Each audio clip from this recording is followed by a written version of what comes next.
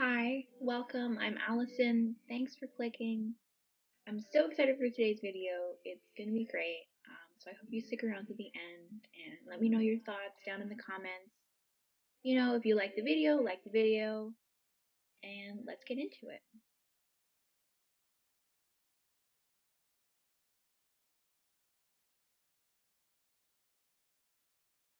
Taylor Swift started out as a small country artist way back in 2005.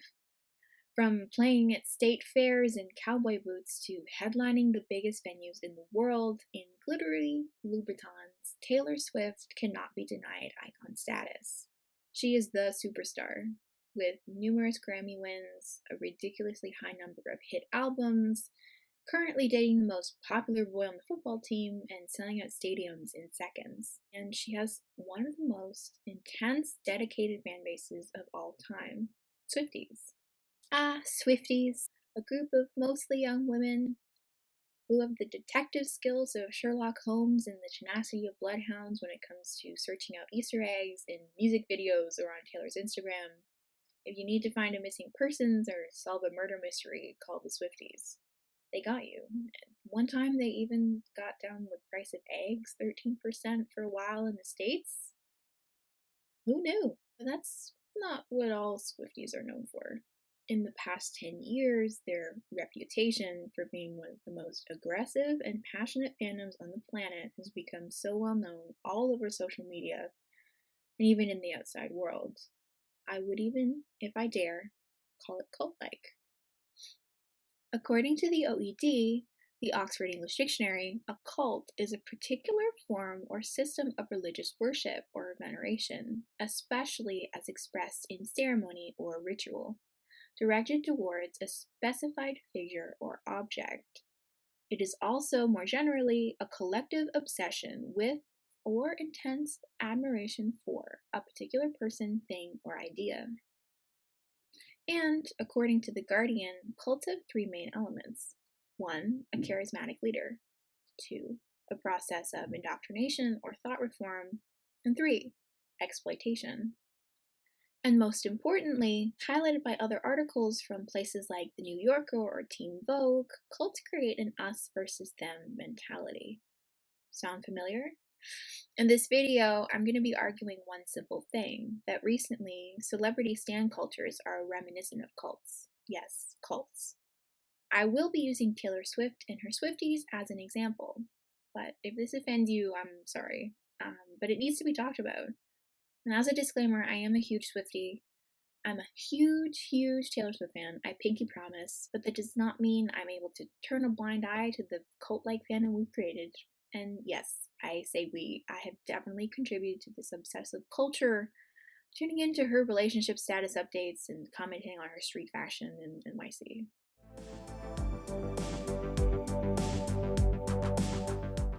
But where should we start? I guess we should start with the obvious, which is Taylor Swift herself. She is the charismatic leader, the celebrity that we all worship. And how do I know this? In late August, hundreds of so-called Taylor Swift fans crashed Jack Antonoff and Mark Qualley's wedding in order to get a glimpse of Miss Swift. So many fans screaming and chanting that they could hear them inside and during the rehearsal ceremony. Yikes. And here, these wedding crashers are the most extremist of fans, but all Swifties have some kind of deep desire to be close to Taylor. There's no doubt that fans worship her. From getting tattoos on their bodies to swearing off other music like that of John Mayer's because Taylor suggested some wrongdoing between them, I think we're sometimes straight up wackadoodle. It's sometimes endearing. Other times, it's reminiscent of cult-like rules which forbid certain practices or encourage isolation or separation from the rest of the world. The leader in this case is Taylor, and whether you agree with me that she is charismatic, funny, or attractive is beside the point. People clearly see her as some god figure that will lead us into a new era of society. See Taylor Swift for president, or declaring she is the music industry, or putting her face on those Catholic Jesus candles. You know the ones I'm talking about? Yeah, those.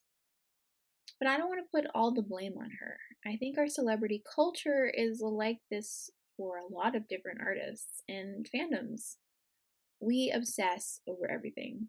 And our pop culture news tabloids and podcasts, for example, only encourage us to obsess over strangers and form these parasocial relationships with celebrities. A parasocial dynamic refers to a one sided relationship, where one party, such as a fan, puts all the effort into said relationship, and the other person, like the celebrity, basically has no idea that the fan exists. Psychological remolding of one's perspective on the world, essentially, that is mediated or fueled by mass media, which could be things like social media, television, film, or interviews, for example. And what this means is that, unlike traditional cults, the parasocial relationship fans have with their favorite celebrity is far more disconnected. The leader of traditional cults seek to have power over others and to control and exploit them. In this case of Taylor Swift, she does not want this kind of attention or power, though I'm sure she appreciates the support she gets from non extremists. As such, fans have to do all they can to get their faves' attention, even if it's nonsensical, invasive, or even illegal. They just want to be noticed. It's their life goal, which, when you say aloud, can sound quite sad or scary. I just hope these girls know that they're bound for greater things than meeting the boy on the football team. Wait, I mean the Creative of the Eras tour. Whatever, she's basically the quarterback of the music industry.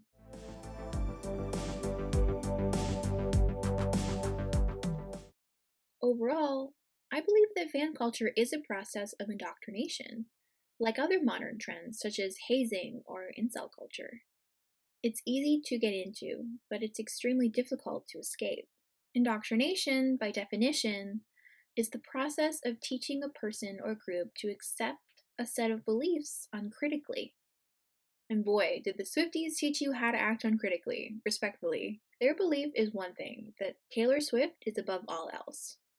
It's thinking that she can do no wrong, and that she's been put on this earth to serve her fans. First, I think reforming your entire world and morals around one woman is a major red flag. From past experience, I can say that the Swiftie fan base will pull you in until suddenly you're putting your life on hold for Taylor Swift, such as calling in sick to work to listen to Midnights on the night that it comes out, or even going to Swift's house in Rhode Island just to get pictures of her doing everyday things.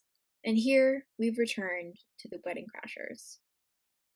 To believe that you can show up to a complete stranger's wedding to stalk your favorite artist is very delusional. I'm sorry, I love Taylor Swift, but I draw the line at stalking. And look, this thought process is likely not the same kind of thought process you had before you started listening to Taylor or whoever your favorite musician is. First, it starts into just getting into their music. It's casual, right? Then it's following her on Instagram and Twitter like you do with everyone else. And then you fall into a routine of getting live updates from stan accounts and paparazzi photos, exchanging fan theories with other Swifties. But then it turns into attending concerts for hundreds of dollars, or even showing up to her apartment in New York City and waiting for her to appear like some kind of fictional angel. Yes, people do that. It's crazy. And then you get to something like this, crashing a stranger's wedding in waves of bodies, because you cannot grasp that this woman is a human. She is a human, and she does not know you. Celebrity culture has become so toxic that we treat our artists and actors like our own, like property, or a dancing circus monkey. Fandom, in short, is a cult. I think that although Taylor Swift knows the power she holds over these fans, she doesn't wield it for evil. Thank God. Though that doesn't stop her fans from wielding their own obsessions for malicious purposes. And not every fan is an extremist. I get that, and I want to make that clear. But the extremists do exist, and there's enough of them for me and others to notice how cult like their shared mindset is. Here, I think I need to redefine what I mean by indoctrination in this context. The belief that I argue that we are indoctrinating everyday people into is this idea of celebrity worship.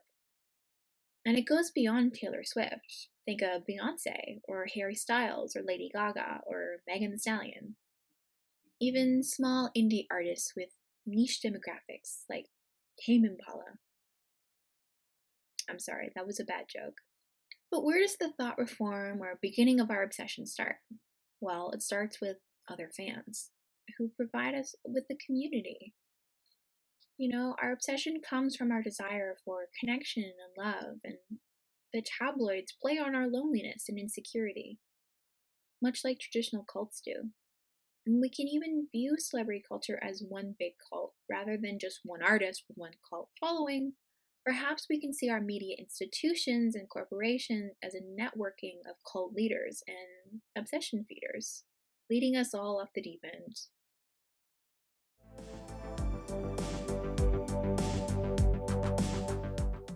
Swifties are not always the villain. They can be victims too of exploitation, as most followers of cults are. In November of 2022, almost exactly 1 year ago, Taylor Swift announced her Eras Tour and the first US leg. The world stopped. Children sang and the girls rejoiced, excited for a night, possibly two, of sparkly outfits, greatest hits, and screaming their big hearts out. After a world pandemic of 3 years, a cancelled Loverfest, and a new Taylor album behind them, things were looking up. Eagerly, like it was Christmas Eve, getting ready to spend their hard earned money on tickets, the Swifties braced themselves for the pre sale. Though it was nerve wracking, as all Taylor Swift tours have been popular and likely it would be a struggle to get tickets, they were armed with pre codes and a dream like it was the plot of Goddamn Tangled. And in the moment of truth, all hell broke loose. The queue was ridiculously long. Hours upon hours of waiting just for there to be no tickets left. Plus, the site was crashing. Ticketmaster was taking tickets out of carts, and no one but bots and scalpers could get their hands on anything. And if you were lucky enough to get tickets, they were so ridiculously expensive, you were probably buying them with panic. Panic buying. We were all panic buying. It was crazy. And not only did this fiasco mean that Ticketmaster unexpectedly canceled the general sale, sealing off any second chance to get something, they messed up so bad that Taylor Swift, mother herself, made a seething statement on social media that called out the company, expressing her extreme frustration with what happened. Quote, pissed off at this outside entity who screwed over her fans. Well, Ticketmaster did eventually apologize to the fans and to Taylor. The damage had been done. Dreams were dead. By December, over 24 Swifties had sued Live Nation, Ticketmaster's parent company, for fraud and, quote, intentionally and purposefully misleading ticket purchasers, as they knew that they wouldn't have the quantity of tickets that they were promising fans via presale codes. And though nothing has really come from it yet, it really shows how frustrated fans and artists are with monopolies like Ticketmaster. We can't get tickets for shows because there's only one way in and one way out.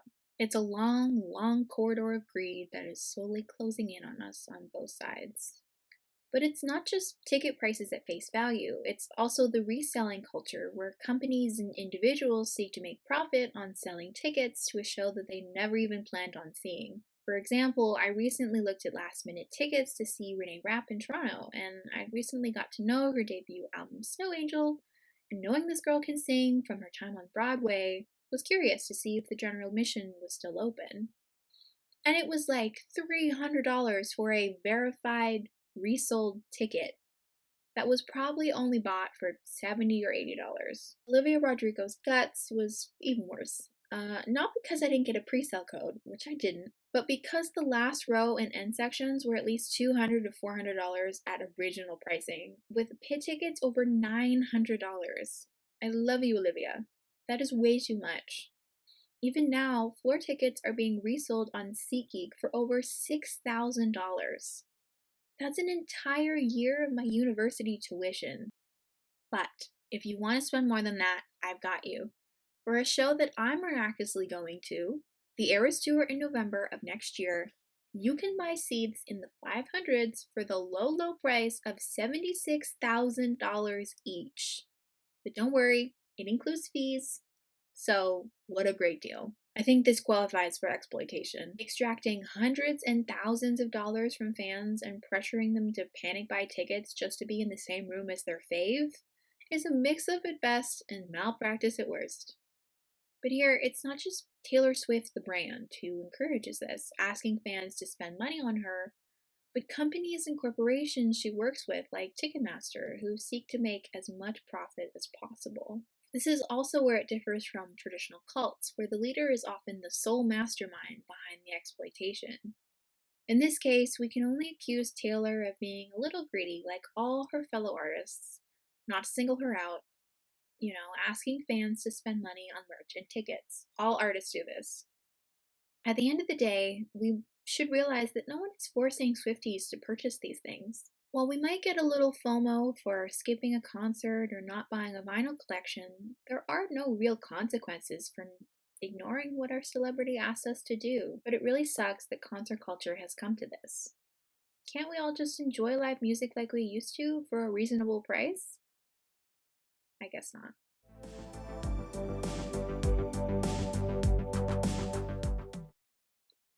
Finally, we've arrived to the worst bit. Brace yourselves. I really hope you're ready for it, but I know you won't be. Swifties are notorious. Perhaps not as much as the BTS army for, defending their fave regardless of the circumstances, but they're pretty up there. From doxxing to bullying other artists and their fans for making criticisms of Taylor, nothing is off limits.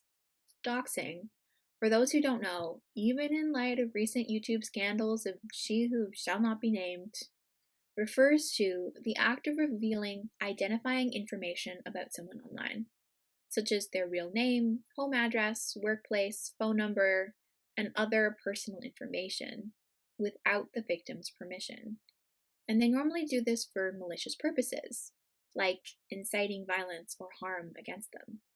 I think it's important to acknowledge that Taylor Swift does not ask her fans to do this, but instead, this collective Swiftie mindset is that of us versus them. It's Swifties against the world. And this is a key element of cults, where the group is essentially isolated from the rest of society, believing that the outer world is out to get them. For example, back in June of this year, Chris Panella, a journalist for Insider, reported he experienced the full wrath of Swifties. They sent him death threats, doxed his family, and called him slurs, and even started a campaign to get him fired. Yes, fired. And for what, you may ask? Making some criticisms of Taylor Swift's Eras Tour, comparing it to the Renaissance Tour. That's it. That's the whole reason. And despite that the review was mostly positive, the Swifties attacked. Other examples of this attacking include harassing ex-boyfriends of Taylor's, targeting other fandoms online, or even sending death threats to actresses in television shows that Taylor has publicly commented on. And I consider myself a Swiftie. I do. But I condemn sending people death threats and calling them slurs. I don't know where our human decency has gone, but it isn't here. And I think this is another example of how big cult-like fandoms and stan culture can get.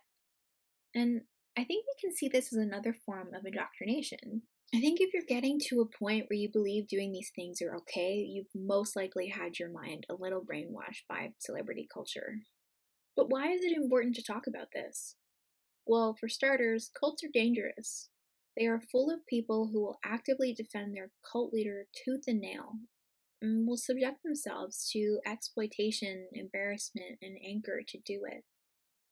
As we've seen, people like Chris Panella have become victims of this cult mindset. Cult followers are weapons to be used for good and for bad, but mostly bad. And I don't think anyone should have this kind of power, beloved celebrity or not.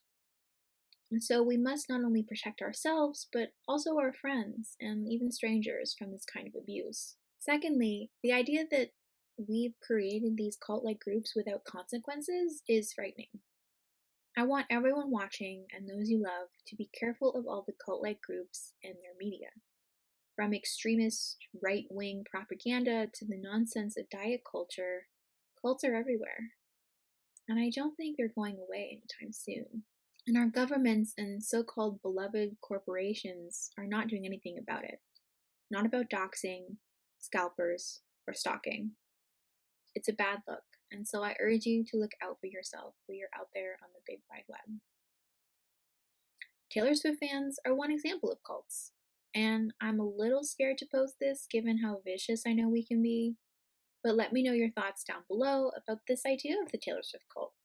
Are you a part of it? Have you been a victim of it? And what do you suggest we do about it? Do you think that we even need to do anything about it? For one, I think we ought to lessen our obsessions for people we don't know, or even people we do know. It's one thing to be passionate about music and another to be invasive and rude. It's one thing to be a fan, or even a super fan, and another to be an abuser or a stalker. Fandom culture can get out of control. And at the end of the day, it's us as fans who are in control of them and our own actions. It starts with us. So, I think if we all take the time to build some boundaries and be mindful of how we treat others, I think the world of celebrity cults may just dwindle a little. That and more regulations on social media that protects individuals and their private information, and as well as, coming down on vile harassment and death threats, that would be good too. As always, I'm looking forward to hearing what you think. Like the video if you like the video, and if you didn't know, I'm always open to topic suggestions. Let me know if you have any requests down below, and I'll do my best to cover it in a video. Thanks for watching, and I'll see you in the next one.